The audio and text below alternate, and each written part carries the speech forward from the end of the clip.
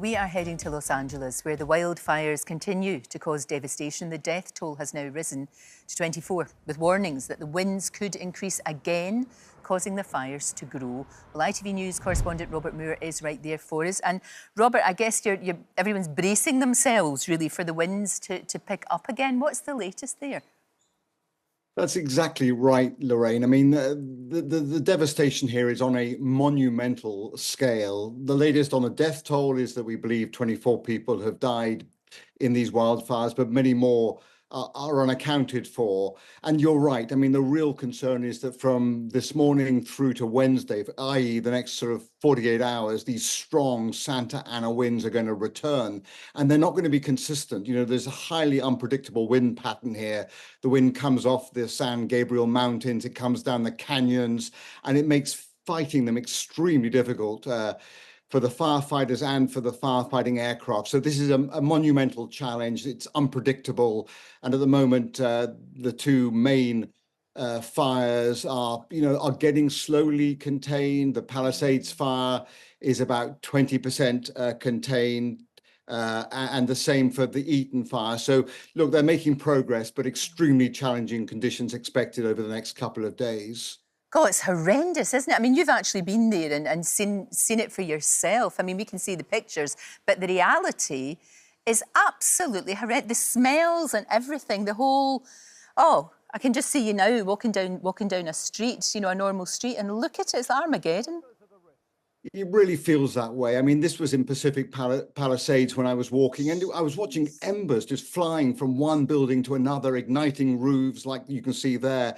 And it really was an extraordinary sight. And the other point about this, which is often kind of forgotten, is the sound of it. I mean, the sound of those buildings going up, of explosions inside cars as the fuel catches fire. A lot of people have ammunition in a safe in the house, and we could hear the ammunition sort of popping off as well. So it was remarkably similar to kind of a war zone like condition. And here we are in the suburbs of Los Angeles, Lorraine. So yeah, really kind of bizarre set of circumstances and images. And we're just so fortunate that so many people took the mandatory evacuation orders seriously. That has certainly lessened the death toll here. Oh, no, absolutely. But of course, sadly, looters are another problem, aren't they? That's been something that we've seen the best of people and the worst of people, haven't we?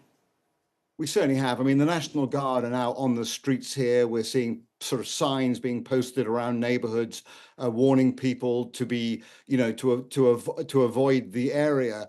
The other point, which I think is really kind of noticeable here, is you might expect these sort of affluent neighborhoods of Los Angeles to kind of breed a slightly pampered attitude, but actually, what we have found is so much personal resilience here.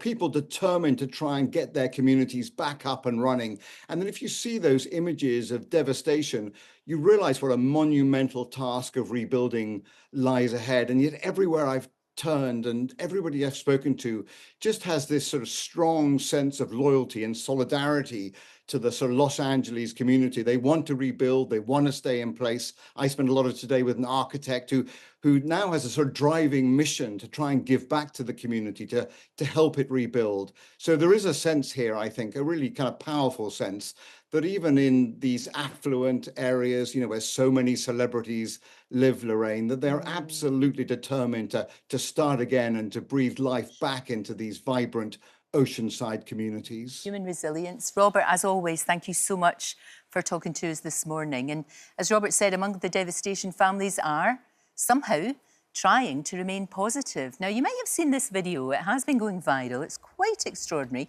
It's homeowner Moogega Cooper. Her house is burnt down in the Eaton fire, and only the beers in her fridge survived, would you believe?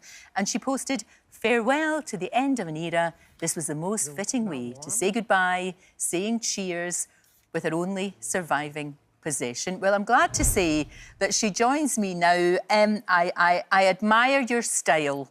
I really do, trying to find something positive in amongst all of this awful experience that you've had.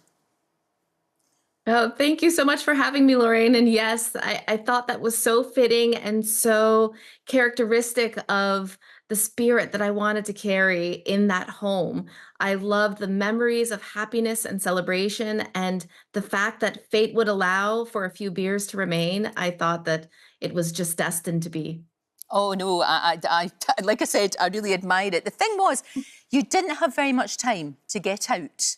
That was the thing. And I think what this has made all of us all across the world think about is, what would you do in that situation, and what would you rescue from your home in that situation? Yeah, I consider myself a very prepared person. I have all of my documents, taxes, important documents organized to a T. But as soon as my fiance came in the house, I was at home in the dark because we lost power. He was out to dinner.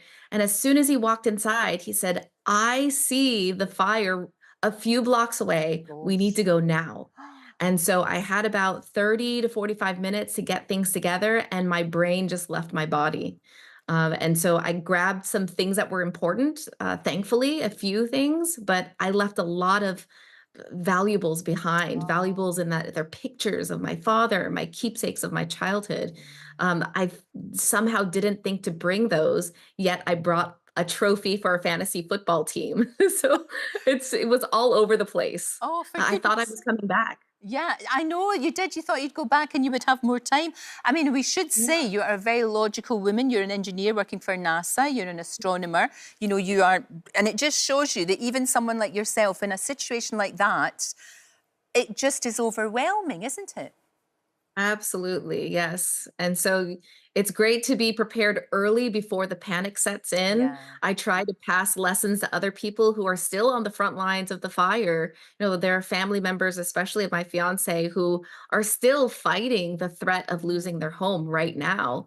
Gosh. So it's great to have everything already set aside so you don't have to Yes. think. Be packed and be ready. I should ask you about your fiancé, Alex. How's he doing? Because in the midst of all of this, he got a cancer diagnosis. Again, the two of you are remarkable. He's just being so incredibly positive. Yeah, I consider myself very optimistic, but I found a person who is more optimistic than I am, and he is my rock. He's doing well. He takes it in good stride, and together we're going to weather all of these storms together, to include his cancer diagnosis. Exactly. And he's talking about himself as a cancer survivor already. And I really Yeah. hope things, no, I hope things go well for you. Thank you for everything that you do, obviously working with NASA. And I hope everything works out. It's been, I can't even begin to imagine what it must be like in that situation. But we really appreciate you talking to us. Thank you so, so much. Thank you so much for having me, Lorraine. Thank you. Gosh, what a remarkable couple. It is true in disasters. It brings out the very best, sadly sometimes the worst in people, but let's focus on the best. Well, that's a wrap for this video. We hope you enjoyed it. We have all the best moments from the show right here on the channel, and if you like this video, then we think you'll love this one. See you next time.